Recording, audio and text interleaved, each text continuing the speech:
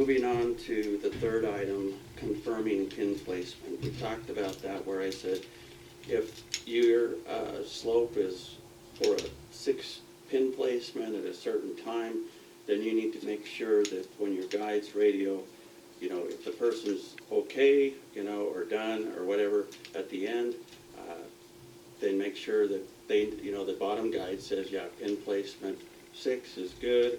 Then the top guide will say back pin placement 6, the patron's in, and the patron will, after the top guide keys the mic, patron will tell the bottom guide that pin placement 6 is what I'm in. And then you can send the rider. That's part of risk management. It's also part of confirming pin placements. If for some reason you need to move more than one pin placement from 6 to 8, then you need a supervisor's approval. You need to talk to a supervisor, tell them what's happening. If you're making that big of a change, something's going on. And I recommend at least going through a management supervisor, somebody besides you two guides that are out there. And don't be changing pin placements, trying to make people go in faster or slower or whatever. There's lots of things that we can do. If you want to turn them around in pin placement 8, you're going to have a slight amount of difference between stopping and going. And you can run another guy, in pin placement 8 this way. So if the brake's in front, you're going to have a slight amount of more pressure because the angle is going to change faster for this. And then if you decide to run it in the reverse position, say if somebody's just not quite coming in a certain weight or whatever, then you can turn it this way where the brake material is in the back and you have a little bit of less brake force because of the angle and the trigonometry involved in this. But the inspection process for the trolley, I recommend whenever you get a set of trolleys that you take a Dremel tool or an engraving tool and write your course number on that, what the date. I mean, this is stainless steel construction. There should be somewhere where you can engrave that in.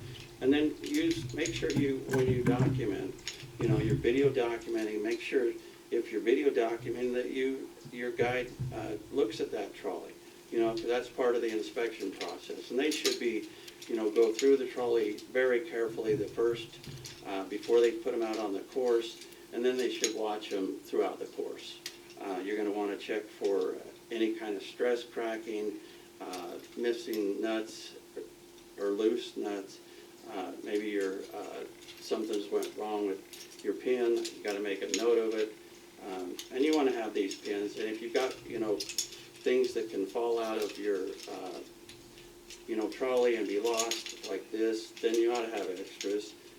Take them out on the course with you because, the nice thing about this trolley is that we're capable of changing and rotating the brake while you're out on the course. So if you wear through into one of the holes, as you wear this area down, you're going to get into one of the holes that are in this pin. There's 4 holes that make up a bolt circle on this. And each time you rotate it, you can get a pin into that hole. And so, let's see. So each time it's rotated, your pin can go into the hole at 90 degrees. So you just keep rotating it 90 degrees, and you can actually use all 4 sides.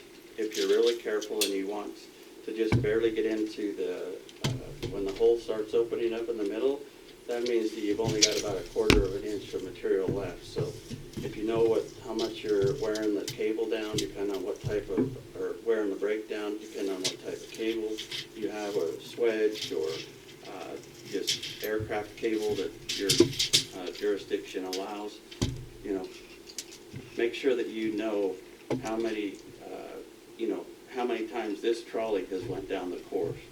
Because then you can use that information to purchase wheels and brakes and other items that make this trolley even safer. An easily replaceable brake material and wheels. This trolley can last a long time if you do good inspections and you keep it out of the dirt, keep it off the ground. Whenever it's either connected to a carabiner to you or it's in your hand on the cable, one or the other. You know, we don't set things down to the side. If your guy's got to work on something, have them clip the trolley onto their side and make sure they're not kneeling in dirt or something that can drag these. But you want to keep them clean. I mean, with any piece of equipment, you know, you've got bearings and oil and things that are just magnets for dirt. And so the more you can keep these clean, I recommend once you get them back, take a computer air blower, you know, the little can of stuff, and just blow it off, and then just hang it up, you know. Put it someplace where it's safe, and we provide a shipping container that we think is a good place for you to start with. You know, it's not going to last a lifetime, but it'll get you for a while. And, you know, put these in a dry, safe place, free from dust, free from, you know, blowing leaves, whatever.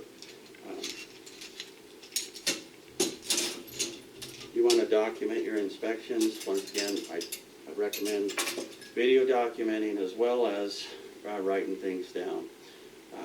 You know, do part of it at least, you know, because you got to have at least one section of the documentation that if somebody like an expert comes in and you've made a mistake, you've at least done enough documentation that this guy's going to know that you're doing your due diligence, and hopefully it'll get you out of a lawsuit.